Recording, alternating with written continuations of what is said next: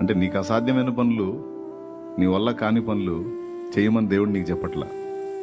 నీ వల్ల కానిది ఏదో నీకు తెలుసు, ఇప్పటికే కావట్లేదని మదన పడుతున్న విషయాలు నీకు తెలుసు.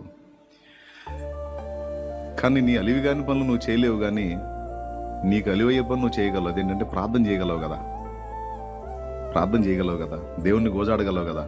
ఆ పని చేయి, నేను చూస్తానంటాడు దేవుడు. నువ్వు అది చెయ్యు, ఇది చెయ్యు, కూర్చొని ఏడుతూ ఉంటావు, లేదా కుమిలిపోతూ ఉంటావు, లేదా వాళ్ళకి వీళ్ళకి చెప్పుకొని బాధపడతా ఉంటావు. ఎవరు కనికరం చూపుతారు? కొన్ని ఎవరు వాటిని ఛేదిస్తారు? కాబట్టి బలమైన చేయి దేవునికి ఉంది, ఆయన కదిలించగలడు. అయితే ఆయన్ని ప్రార్థనతో నువ్వు సంధించగలవు. సో ఇది నువ్వు చేయగలసిన పని. ఇప్పటిదాకా మీరు అదే ప్రార్థన చేశారు. ఎన్ని సమస్యల కోసం చేశారో,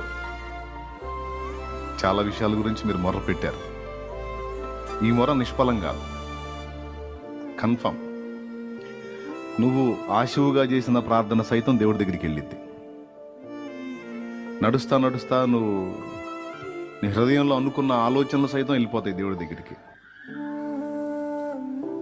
దేవా, బిడ్డ శ్రమలో ఉన్నట్టున్నారు తండ్రి, అయ్యో దేవా అనుకున్న ఆ ఆలోచన కూడా వెళ్ళిద్ది దేవుని దగ్గరికి.